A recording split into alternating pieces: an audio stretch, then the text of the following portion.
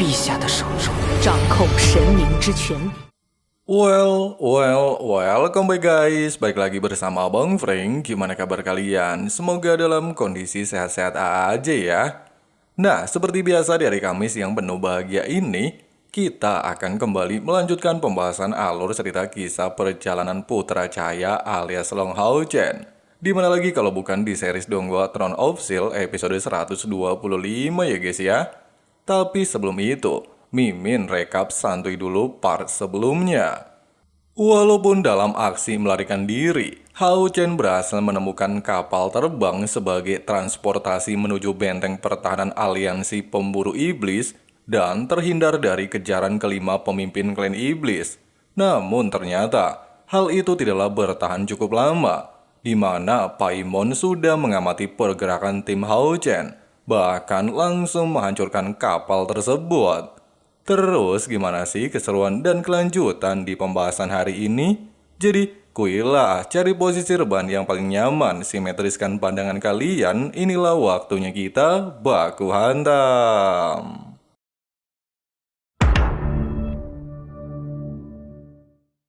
Melihat kedatangan Paimon di markas besar Feng Xiu dan sempat menghilang tanpa izin, lalu menggunakan metode rahasia untuk berteleportasi ke wilayah pegunungan Yumo, jelas menjadi pertanyaan besar di benak pikiran sang Kaisar Iblis, sehingga dia meminta penjelasan apa yang sudah dilakukan. Paimon lantas menjelaskan, tujuannya meninggalkan markas hanyalah ingin memerintahkan pemimpin klan Iblis untuk menangkap Long Hao Chen. Meski sempat gagal, namun pada akhirnya Paimon berhasil menghancurkan kapal terbang milik tim Hao Chen dan membuat Lord kita diambang kematian. Bukannya senang mendapati laporan tersebut, Feng Xiu malah pasang muka kesal dan emosinya makin meledak-meledak. Pasalnya bocah yang Paimon serang adalah cucunya sendiri. Namun di sini, Feng Xiu masihlah belum menceritakan tentang masalah ini. Kemudian sang Kaisar Dewa Iblis tanpa banyak cengcong langsung memperingatkan Paimon jangan pernah muncul kembali. Waduh, niatnya pengen bantai Hao Chen malah kena omel ya guys ya. Pasca kepergian Paimon, Feng Xiu terlihat memerintahkan Fashak untuk menggunakan ramalannya sekali lagi, mencari tahu segala sesuatu mengenai Austin Griffin dan jangan sampai ada kesalahan berikutnya. Di sisi lain, kita akhirnya mendapatkan sebuah fakta menarik. Ternyata sebelum Paimon menghancurkan kapal terbang milik tim Hao Chen, si kakek yang kini berada di samping Lord kita dengan cepat mengaktifkan kemampuan hukum ilusi untuk mengelabui Paimon, sehingga dirinya bisa membawa Hao Chen dengan selamat. Sambil berjalan melintasi area pegunungan, si kakek yang diketahui bernama Long Tianying mengatakan, selama ada dirinya dan segel di tubuh Hao Chen gak menghilang, maka tidak ada satu orang pun yang bisa melacak auranya. Bukannya menjawab perkataan ini, Hao Chen masihlah kebingungan sama identitas orang di sampingnya, di mana dia bisa merasakan jika aura si kakek sangatlah mirip dengan ayahnya. Sementara itu, tepatnya di benteng aliansi tim pemburu iblis, melihat pergerakan pasukan iblis mulai mendekati benteng pertahanan, bapaknya Sayer segera memerintahkan prajurit perang agar tidak membiarkan satu dari mereka menerobos pintu gerbang aliansi pemburu iblis. Sedangkan di sisi lain, keempat dewa iblis yang memantau pertempuran ini mencoba berdiskusi untuk merencanakan aksi mereka selanjutnya. Meski tanpa adanya arahan dari Paimon, namun jika mereka berempat mampu menghancurkan benteng aliansi perbatasan dan menangkap Long Hao Chen, kemungkinan Feng Xiu akan memberikan imbalan yang cukup besar. Oleh sebab itu, baik Florence, Andos, Simon Lee, Barney memutuskan untuk memulai perang. Di waktu yang sama, sebelum turun ke medan perang, serta melihat pergerakan keempat dewa iblis, Long Tianying lantas menyarankan Hao Chen untuk pakai topeng dulu, sehingga identitasnya tidak diketahui oleh mereka. Dan tiba-tiba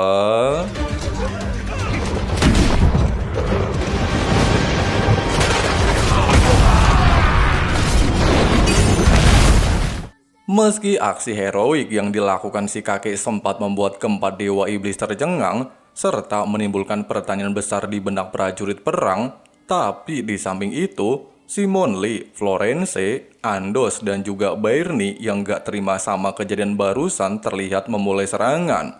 Namun untungnya saja, si kakek dengan cepat mengaktifkan domain hukum untuk menekan kekuatan empat dewa iblis, sehingga mereka berdua memiliki peluang untuk menghadapi keempat orang itu. Alhasil, sambil menahan serangan Florence, serta melihat kemampuan yang ditunjukkan si kakek, jelas bikin Hao Chen terkejut-kejut bukan main. Itu orang makan apaan kok bisa sekuat itu? Belum sempat berpikir lebih jauh, Hao Chen kembali mendapatkan serangan dari Florence, sehingga memaksanya menggunakan perisai kesatria cahaya. Sementara itu, ngelihat Hao Chen dalam posisi terdesak, serta gak mau cucunya kenapa-napa, Long Tianying tanpa ragu langsung mengaktifkan salah satu artefak suci yang disebut Cakram Bulan. Nah, di sini Mimin kasih penjelasan sedikit ya guys ya. Setiap kali Cakram Bulan diaktifkan, si pemilik ataupun rekannya dapat menggunakan 12 kemampuan rahasia yang akan dipilih secara acak. Bahkan di fase pertama, setelah si kakek meminta Hao Chen untuk mencobanya, Lord kita mendapatkan teknik baru yang disebut bulan keberuntungan. Berkat adanya teknik barusan, Long Hao Chen berhasil menghindari serangan Florence. Melihat hal itu, si kakek lantas menjelaskan, fase pertama bulan keberuntungan dikatakan memiliki kemampuan kecepatan bagi penggunanya, sehingga dapat menghindari segala ancaman maupun perbedaan level di antara musuhnya. Oleh sebab itu, si kakek meminta Hao Chen agar memfokuskan diri menghadapi Florence, sedangkan dirinya akan menahan ketiga dewa iblis sekaligus. Mendapati kepercayaan ini, Long Hao Chen tanpa basa-basi mengaktifkan teknik bulan keberuntungan, memulai baku hantam melawan Florence. Meskipun serangan demi serangan yang dia lepaskan berhasil menekan Florence, namun pada dasarnya dengan adanya perbedaan level, Florence merasa di atas angin, serta menegaskan jika kemampuan Hao Chen tidaklah bisa melumpuhkan dirinya. Tepat di momen genting, si kakek segera mengesampingkan pertarungannya terlebih dahulu, kemudian bergerak menghampiri Hao Chen serta menanyakan apakah dia pernah mempelajari teknik pedang putih. Sambil mengingat perkataan Long Xingyu saat masih bocil, Hao Chen mengatakan jika dirinya perlu mengumpulkan energi spiritual ke arah satu titik, yaitu pedang miliknya. Walaupun sang kakek membenarkan perkataan ini, tetapi jika ingin mendapatkan kekuatan maksimal, dia haruslah merasakan energi spiritual di sekelilingnya, kemudian menarik semua energi tersebut ke dalam pedang, dan ternyata bukannya suren, keempat dewa ternyata bangkit kembali pasca terkena serangan tersebut. Melihat hal itu, si kakek langsung memberitahu cucunya, meskipun teknik barusan adalah teknik dasar, namun kalau Hao Chen memiliki level yang cukup tinggi, maka dia bisa menghancurkan gunung dalam satu kali gerakan indah. Sementara itu, setelah Florence menerima serangan telak dari si kakek, Florence secara brutal melepaskan teknik penjara api kegelapan untuk menjebak Hao Chen. Meskipun hal ini sempat mengejutkan Lord kita, untungnya saja berkat adanya fase kedua cakram bulan dan kembali mendapatkan kemampuan random yang disebut cahaya kesatria pelindung, Hao Chen dengan mudah memblokir teknik tersebut.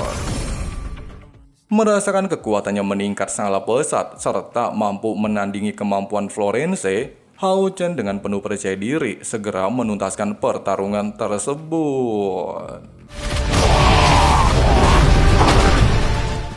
Menyadari ada keanehan yang terjadi sama bakat kembaran Mimin, hanya berada di level 7 tapi dapat bersaing dengan pemimpin iblis, baik Simon Lee bersama Andos tanpa basa-basi langsung menyerang dengan kekuatan penuh. Walaupun dalam posisi terdesak, namun jangan lupa dengan adanya kemampuan cakram bulan yang didapatkan Hao Chen, dia berhasil memblokir kedua serangan ini.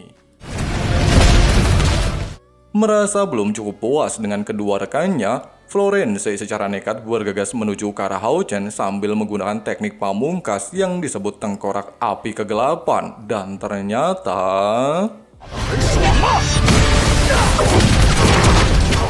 Di sisi lain, dikarenakan cucunya 2 kali mendapatkan keberuntungan dari cakram bulan, si kakek lantas mencoba untuk mengaktifkan fase selanjutnya. Tapi bukannya mendapatkan keberuntungan mengenai kekuatan hukum rahasia, si kakek haruslah tersingkir dari medan pertarungan setelah cakram bulan memperlihatkan kolam darah kematian. Namun sebelum itu, si kakek terlihat memperingatkan Hao Chen untuk melanjutkan duel baku hantam, sedangkan dirinya akan menyeret iblis Byrne masuk bersamanya.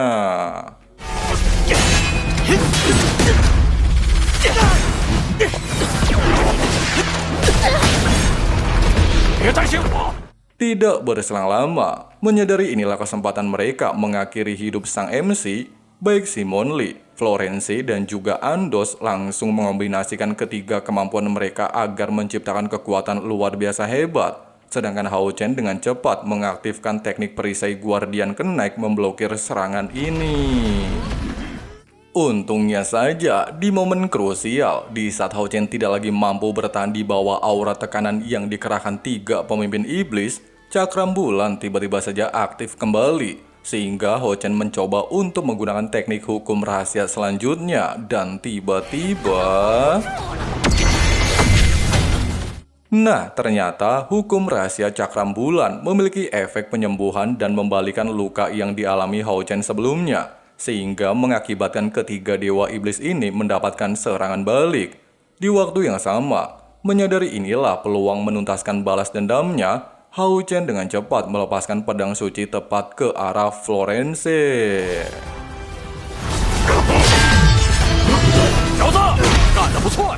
Tidak berselang lama, di saat Hao Chen baru saja mengetahui sebuah fakta, kalau cakram bulan milik sang kakek mampu meningkatkan kekuatan bertarungnya hingga berhasil mengalahkan dewa iblis, sontak saja membuatnya penasaran, siapa sih kakek ini?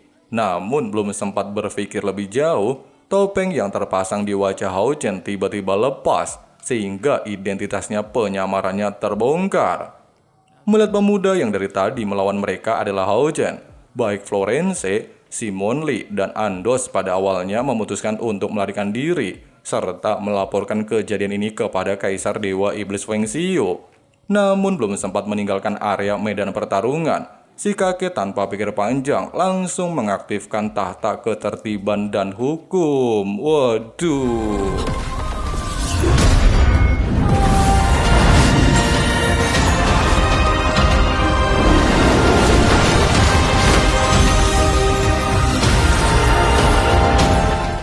Sambil menyaksikan terbentuknya tahta segel, Long Hao Chen akhirnya tersadar kalau si kakek adalah penguasa tahta segel ketiga dalam aliansi. Sementara itu, meski identitas tetua di hadapan keempat iblis sudah terbongkar, namun karena mereka cuma bisa pasrah doang, Long Tianying tanpa belas kasih dengan cepat melepaskan teknik pertama dari tahta ketertiban dan hukum ilahi.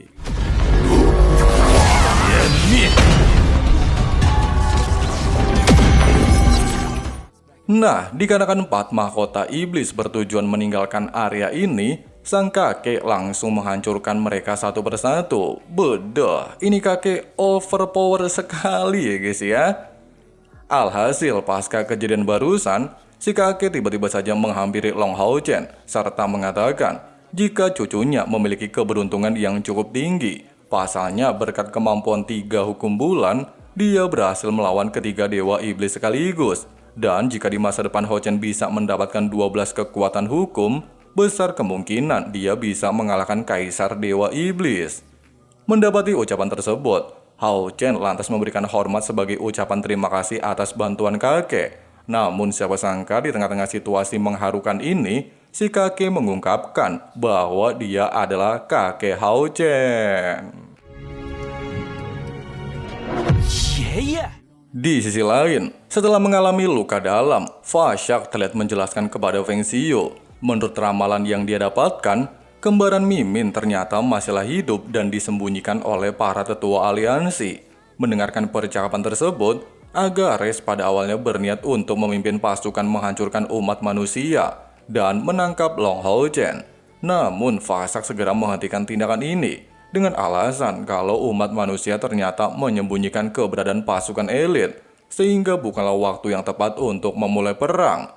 Oleh sebab itu, Vasak menyarankan kedua kakaknya agar lebih bersabar lagi hingga 10 tahun terakhir. Sedangkan mengenai Long Hao-chen, dalam waktu dekat Lord kita pastilah tewas di tangan Kaisar Dewa Iblis Feng Xiu. Waduh, kalau Hao-chen meninggoy, auto udahan dong ini series ya guys ya. Tapi yang gak mungkin lah ya. 施展神言之力，随机抽取12条法则，在法则之界中，王座附带有2种为令世间万物秩序法则，秩序与法则之神秘王座，掌控神明之权柄。 Nah, seperti itulah alur cerita series Donghua Throne of Steel di episode 125-nya. Gimana guys pendapat kalian? Gigi parah ya kan? Nah, itu kakek namanya Long Tianying ya guys ya. Bapaknya Long Xingyu alias kakeknya Hao-chen. Buset, baru nongol udah OP ya guys ya. Oke lah guys, sedikit pengumuman. Jika lo sahabat santuy pengen maraton lagi bareng Mimin dari awal episode, bisa langsung aja datang ke channel teman santuy. Oke lah, mungkin segitu dulu untuk pembahasan alur cerita kali ini. Terima kasih banyak yang udah nonton sampai habis. Dan buat kalian yang mau nyawer Mimin buat beli kopi atau apalah, linknya ada di kolom deskripsi guys ya. Jangan lupa dipencet tombol subrek-nya dan juga nyalain notifikasinya, supaya kalian gak ketinggalan updatean video-video menarik dari Donghua Santuy. Di sini Abang Frank mau lanjut ngopi di C. See you and bye. It's only worth it if you work for it. I won't stop till they hear me now. I won't stop till I wear the crown.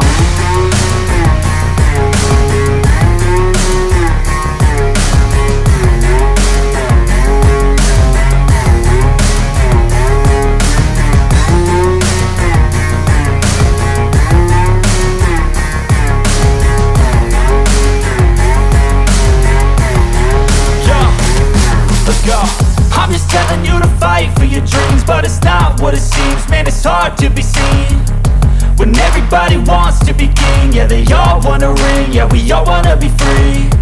So show me what you got, what you bring, how you fight in the ring, how you take a fucking swing. Do you got heart, are you mean? Got some scars, got some needs, are you willing to go bleed? I swear to God they all let me down. I always fought just to wear the crown. I'm off at these fucking clowns who were all taught they deserve an ounce. It's only worth it if you work for it. It's only worth it if you work for it. I won't stop till they hear me now. I won't stop till I wear the crown.